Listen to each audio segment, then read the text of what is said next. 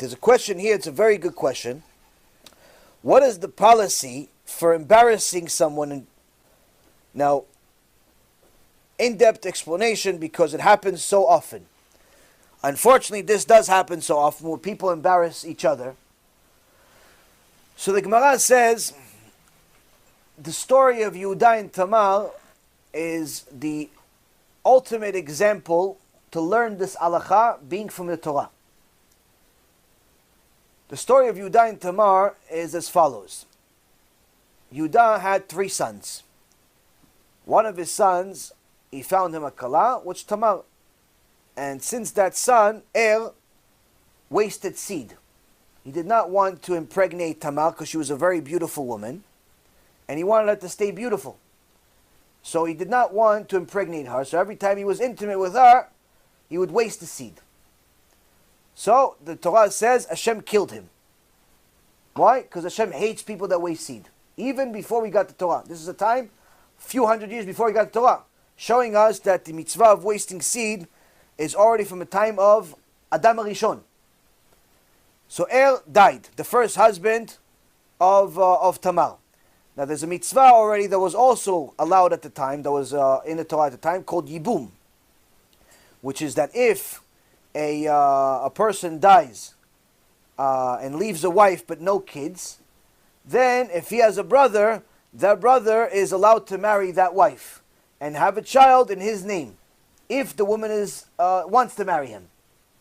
But if he doesn't want, if she wants to marry him, but he doesn't want to marry her, there's a process called chalitza. There's an entire Gemara Masechet Yevamot that discusses it, but also discussed in Masechet Brachot and a few other places, where it's a whole process where he actually gets embarrassed in front of the Bedin, but it's permissible embarrassment. Why? Because he doesn't want to fulfill a mitzvah of carrying the name of his brother. So he's single and she's single because she's a widow now, and there's no kids from the first brother, and he doesn't want to marry her. If she has kids from the first brother, then he's not allowed to marry her. But if she has no kids and the brother died, he should marry her.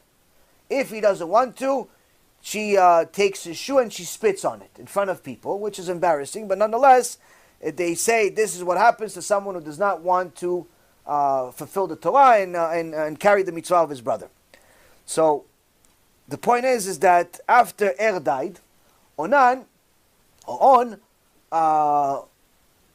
fulfilled this mitzvah and married Tamar.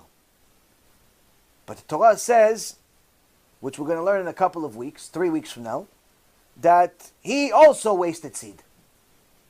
So what did it say? So Hashem killed him too. Because what he did was evil in the eyes of Hashem, because he wasted seed. So now, after 2 sons died, Yehuda did not want Tamar to marry the 3rd son. But he didn't want to tell her and embarrass her and make her feel bad. It's not. He doesn't think it's. She didn't kill them. So he's told her, no, he's too young for you. Let's wait until he gets older. And for now, go to your father's house.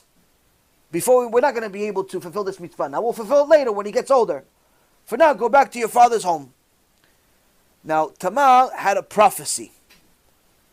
And in our prophecy, HaKadosh Baruch Hu told her that the Mashiach is going to come through Yehuda. He chose Yehuda to be the tribe where the Mashiach Tzidkenu is going to come. So anyone that says he's Mashiach, you have to tell him, are you related to Yehuda or no? If he's not related to Yehuda, he's not Mashiach. Like there's one crazy woman sent me an email and a video she made about telling us how she's Mashiach. She's Mashiach. But also, she's a new type of Mashiach. She's not only Mashiach, she's also the Shekhinah, and she's the Gilgul of Yoshke. All in one. Package deal. 3 for 1. The stupidity and craziness of people is mamash hitting new highs. Now, anyway, Tamar Tzadikah got a prophecy that the Mashiach is going to come from Yehuda.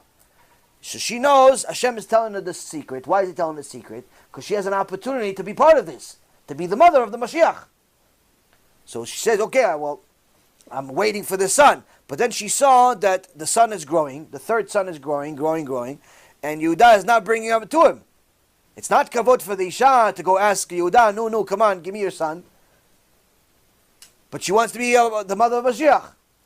So what does she do? for the sake of the mitzvah, she pretends to be a prostitute. And HaKadosh Baruch Hu wanted this to happen, meaning that he actually pushed his wife, Yehuda's wife died. Yehuda's wife died. And HaKadosh Baruch Hu gave a push to Yehuda to go around town and fall for the trap. Meaning that all of a sudden he had a sudden, unusual urge for lust. He was a big tzaddik, he was a king. He isn't some Amaretz Soteh or something like that. He's a big tzaddik. But all of a sudden he has an unusual urge that HaKadosh Baruch Hu is making this happen. The reason why is because when the Satan saw that Yehuda is looking for some prostitute, he said, oh, so nothing good's going to come out of this. Mashiach is definitely not coming out of this. So Satan left, went to bother somebody else, and that's exactly the moment that Tamar decided, I'm going to dress up like a prostitute to be with him. So prostitutes in those days, how did you know if someone was a prostitute? She would cover her face. She would cover her face. Today, the Muslims cover their face thinking it's a mitzvah. But anyway, she covered her face, and he was with her. Now, she told him, okay, give me money. He said, I don't have money. She goes, oh, so I can't be with you. You have to give me something that is going to show you. Give me something that's going to be collateral. He goes, so he gave her his stamp. He gave her his underwear, the equivalent of an underwear, and his staff. Gave her 3 things. 3 things that you're going to keep, that you know this belongs to me. You wait over here. I'll go get the money, and I'll pay you. After he finished the act, he sent his friend to go get him some sheep, so he could pay her. But by the time he came back, she was gone. So Yehuda didn't want to ask around, hey, anybody, do you see the prostitute? It's not going to bother. They're going to say, oh, you're a king, you're going to be with a prostitute. Hashem Yachem. So Yehuda says, let's get out of here, to his friends, get out of here before this becomes a big embarrassment. Because he realized what happened to him. He realized it's not what a king is supposed to do. It's not what the son of Yaakov is supposed to do. So he came back. All this time he does not know that the woman was really Tamar. Now as you would have it, Tamar got pregnant, but in the beginning she was hiding it. But after a few months, you can't hide it. The belly gets bigger. So the neighbors, little nasnasot, little people that like to talk, they saw Tamar one day with a little nice belly. They run to Yehuda. Why? She's technically supposed to marry his kid. She's part of his family. This is a big, bizayon, big embarrassment to his family, the king's family. So they come to him, you see what your daughter-in-law is doing. She's a zonah, she's pregnant, but she doesn't have a husband. How could this be? Penalty in those days, if you do that, death penalty. Yehuda makes a psak, bring her here, we'll burn her in fire. They put her in jail, and preparing the fire. As they're preparing the fire, they ask Tamar, do you have any last requests? So Tamar says, yeah, I want to talk to the king, Yehuda, just for 1 minute. My last request, I want to talk to him for 1 minute. Says, no problem. They bring Yehuda. And Tamar says, are these yours?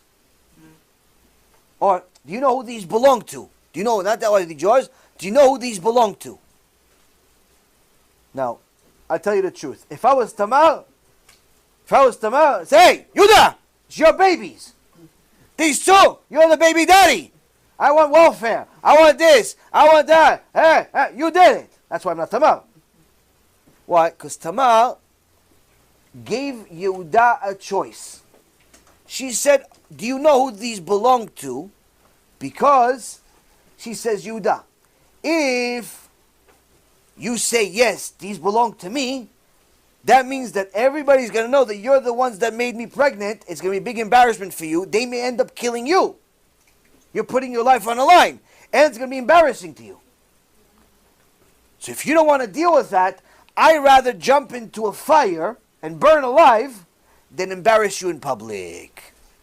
So from there we learn, Rabotai Karim, it is better to jump into a flaming fire than embarrass another Jew in public. So this is not only a mitzvah from the Torah, but it's a very, very important mitzvah. To embarrass another Jew in public is considered murder. It's considered 100% murder. This is why HaKadosh Baruch Hu gave us a hint. When you embarrass somebody, their face gets white, but then it gets red.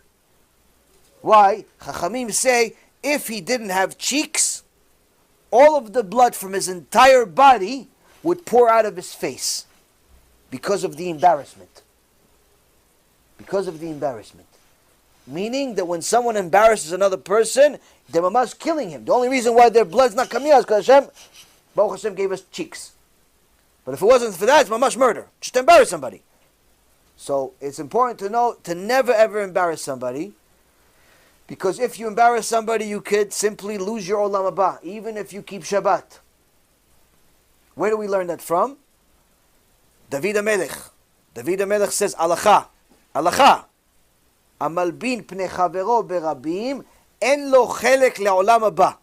Someone that embarrasses his fellow man in public, fellow woman in public, has no share of the world to come. Yeah, but what about if they keep Shabbat? Okay, so on Shabbat, they'll turn off the fire in Genom. Yeah, what about if they kept Talat Mishpacha? Okay, so they'll give you credit for it in this world. What if they give tzedakah? Okay, so they'll give you credit for it in this world. Okay, but I did it, and I want to do tshuva. Oh, you want to do tshuva? Baruch haba. You have to do tshuva. You have to do tshuva for embarrassing people in public. Why? Because it's a very, very serious crime. From a Torah. And this is halacha from the Torah, all the way original source from Yehuda, the great-great-great-great-grandfather of David HaMelech, and his great son, David HaMelech himself. It's all over the Gemara, it's all over Shulchan Aruch, and there's no machloket here. There's no debate. This is a very, very serious mitzvah. Now, the Rambam writes that there are times that you are not only allowed to embarrass somebody in public, but it's actually a mitzvah.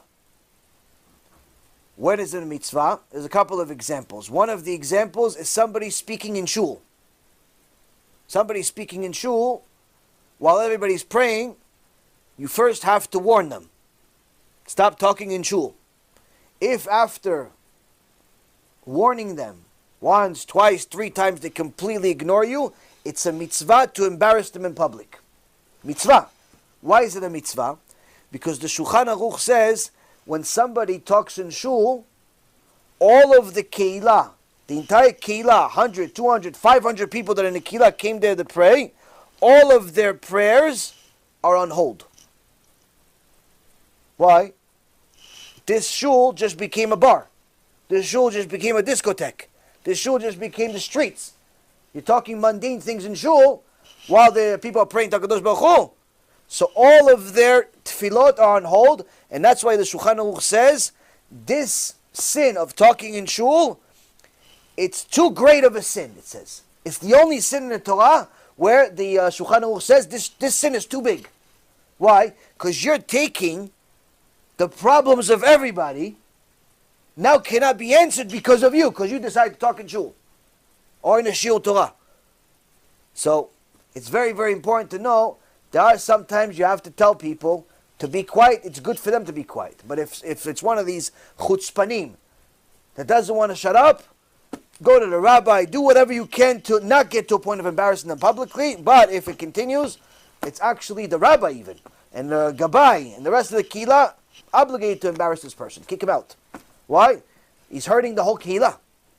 So there are certain conditions where you are allowed to embarrass somebody in public, but you should try to not do it unless you have to. Don't just jump. First time the guy is in a Knesset, he decided to talk, right away you're like jumping down his throat and killing his mother too. Don't be crazy. Don't be fanatic. Give people kaf zchut. He didn't know. He doesn't realize.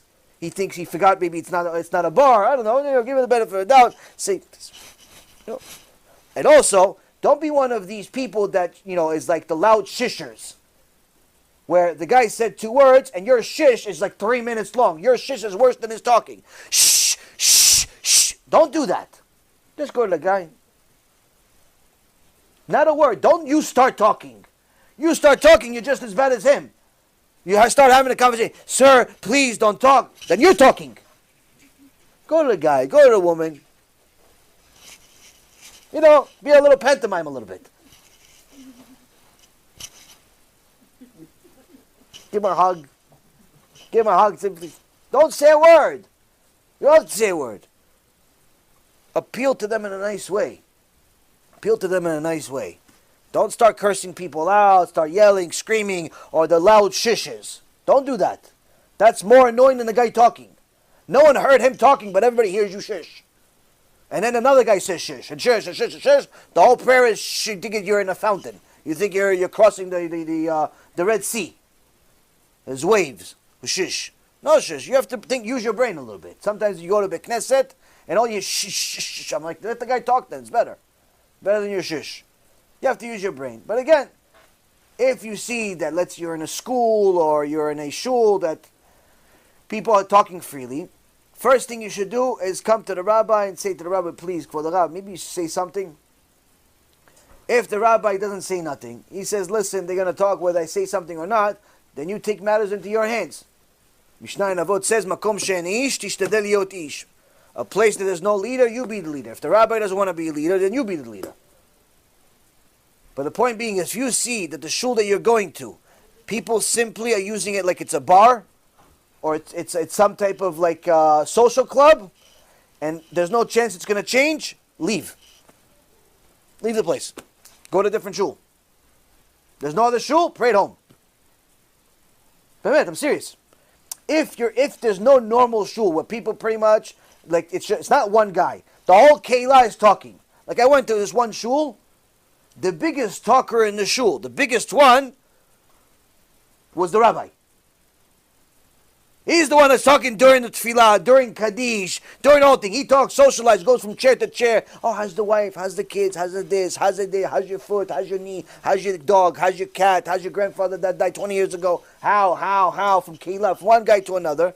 By the time the tefillah is over, he's still how, like a sheep. Forgot to pray, the guy.